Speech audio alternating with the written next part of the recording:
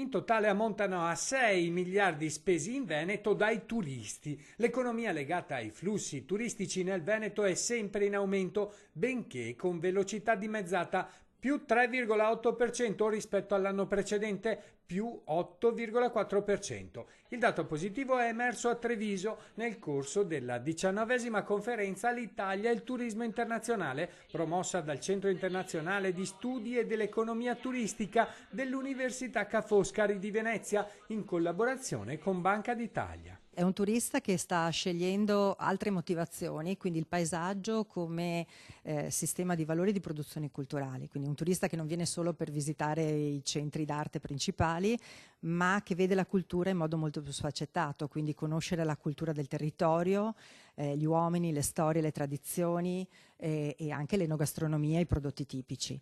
La crescita di ricavi in Veneto è stata trainata dalla spesa dei viaggiatori per motivi di vacanza e in particolare da quelli che si sono recati nelle località balneari e nelle città d'arte. La crescita maggiore è stata per le componenti balneari, quindi per le destinazioni balneari che peraltro hanno saputo anche offrire non solo la componente di vacanza tradizionale, ma anche arricchire il pacchetto di servizi, e questo probabilmente è stato uno degli elementi che ha convinto in particolare i clienti dal centro Europa a visitare le nostre spiagge e a soggiornare lì. A spendere di più nella nostra regione sono i turisti tedeschi, statunitensi, francesi e cinesi. Calano russi e brasiliani a causa della criticità economica degli ultimi anni in entrambi i mercati. La maggioranza dei turisti ha alloggiato in strutture ricettive extraalberghiere ed il 75% ha scelto l'alloggio sul web, prenotando direttamente online 7 volte su 10.